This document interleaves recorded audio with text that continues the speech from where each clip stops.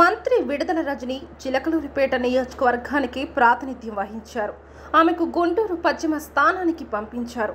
ఆమె స్థానంలో చిలకలూరిపేటకు మల్లెల రాజేష్ నాయుడును నియమించారు. కానీ రాజేష్ నాయుడు అనుకున్న స్థాయిలో పనిచేయడం లేదని అసంతృప్తి వ్యక్తం చేస్తూ వైసీపీ హైకమాండ్ ఆయనను తొలగించింది. ఆయన స్థానంలో గుంటూరు మేయర్ కావటి మనోహర్ నాయుడును నియమించింది. అయితే ఈ నిర్ణయాన్ని రాజేష్ నాయుడు తప్పుపడుతున్నారు. టికెట్ కోసం మంత్రి విడుదల రజని తన వద్ద 6.5 కోట్లు వసూలు చేశారని ఆరోపణలు చేశారు. తన స్థానంలో ఎమ్మెల్సీ మర్రి రాజశేఖర్కు టికెట్ ఇవ్వాలని కోరారు. ఇక్కడ తాజా నియామకం వివాదానికి దారితీసింది. అటు గాజువాక ఇన్ఛార్జిగా మంత్రి గుడివాడ అమర్నాథ్ను నియమించారు. ఈయన అనకాపల్లి ఎమ్మెల్యేగా ప్రాతినిధ్యం వహిస్తున్నారు. అక్కడ సమన్వయకర్తగా మలసాల భరత్ అనే కొత్త వ్యక్తికి కొద్ది నెలల కిందట నియమించారు. కానీ అమర్నాథ్ విషయంలో ఎటువంటి క్లారిటీ లేదు. ఆయనకు ఎక్కడ ఇన్ఛార్జిగా నియమించలేదు. దీంతో అమర్నాథ్కు టికెట్ లేదని ప్రచారం జరిగింది.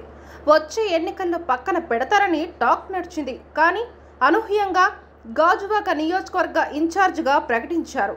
గాజువాక సిట్టింగ్ ఎమ్మెల్యేగా తిప్పాల నాగిరెడ్డి ఉన్నారు.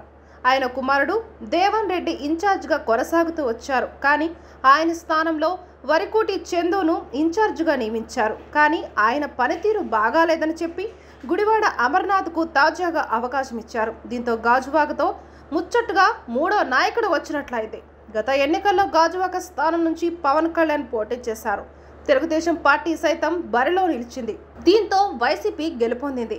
ఈసారి పొత్తు కుదరడంతో గెలుపు పక్కా అని తేలుతోంది. సరిగ్గా ఇటువంటి సమయంలోనే అభ్యర్థులను మార్చడం ద్వారా వైసీపీలో ఒక రకమైన గందరగోళం నెలకొంది. దీంతో గుడివాడ అమర్నాథ్ గెలుపు ఎంతవరకు సాధ్యమవుతుందో చూడాలి.